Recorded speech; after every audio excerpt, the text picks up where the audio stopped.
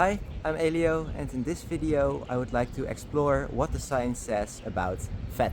In the past, but still today, there's a lot of low-fat products out there, like low-fat meat or low-fat yogurt. People also like to limit their oil intake. But why do most people consider fat to be a bad thing? One explanation is that in the 1960s, sugar companies paid to spread the news that fat was causing people's health problems, while promoting sugar. This propaganda later spread through word of mouth, still causing discussions today. I have done and will do some more research on what is actually going on, and give you some actionable advice to implement into your daily life. Now, there is two important things to say before we get started, and that is that 1, I am in no position to offer advice that should be followed. It's just as food for thought and to do your own research. I do, however, want to present the best information such that you can make better decisions. My main goal is to improve people's health and well-being. The second point is that there are contradicting studies out there regarding a certain thing.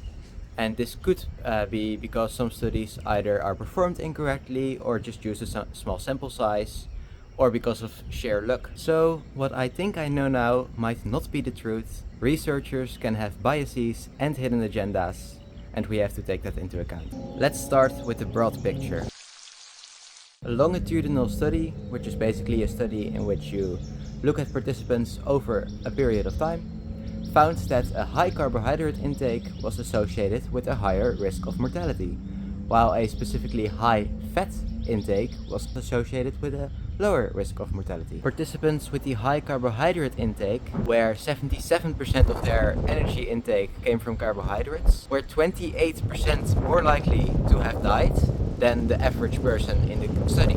Meanwhile, participants with the high fat intake, where 35% of their calories came from fat, were 23% less likely to have died. Next to this, the study found that a higher saturated fat intake was associated with a lower risk of strokes. For my time in Taiwan, I have personally been eating quite high fat products, and I have been feeling great.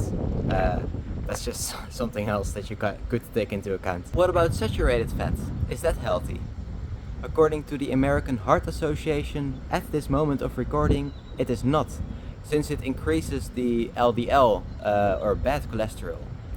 That is what the American Heart Association says. But is LDL cholesterol actually bad? A study where 136,000 patients were admitted to the hospital for a coronary artery event found that 50% of them actually had low LDL levels, despite the common belief that LDL would be a high risk factor for heart disease. A recent meta-analysis, which is basically a study of a lot of different studies, found that higher LDL cholesterol was associated with greater longevity and thus lower mortality. The analysis was performed on 19 studies with a total patient count of 6 million people. The title of the paper was The LDL Paradox. What about trans fats?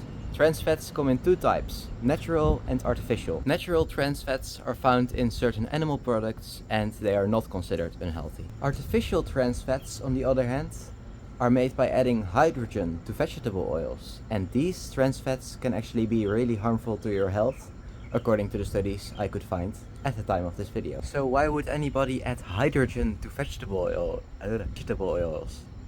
Simply to increase their shelf life. Studies indicate that artificial trans fat increase inflammation, especially in overweight people. Now let's dive deeper into the dangers of vegetable oils, like sunflower oil, canola oil, or corn oil. When heated, vegetable oil, always this word.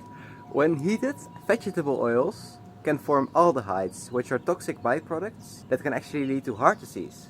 There's a large, very old or ancient study where a large group of people older than 60 were given either vegetable oils or animal fats, mostly butter.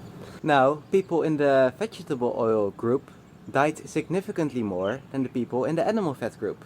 And this was despite the people in the animal fat group containing twice the amount of heavy smokers. Fats can be separated into three categories, namely mono-unsaturated fats, poly-unsaturated fats, and saturated fats. Since we just discussed saturated fats, let's look at the healthiness of the two other fat types. Mono-unsaturated fats and poly-unsaturated fats. Mono-unsaturated fats are said to be healthy overall, improving insulin sensitivity, lowering blood pressure, and reducing the risk of cancer, specifically when you're taking mono-unsaturated fats as olive oil. Poly-unsaturated fats are generally considered very healthy too, especially omega-3 fatty acids. Although omega-6 fatty acids are essential as well, it's recommended to not take them in excessive amounts, since that is found to cause inflammation in a 2018 study. A great source of these fats is animal foods. Meat, for example, also contains a lot of vitamin B3,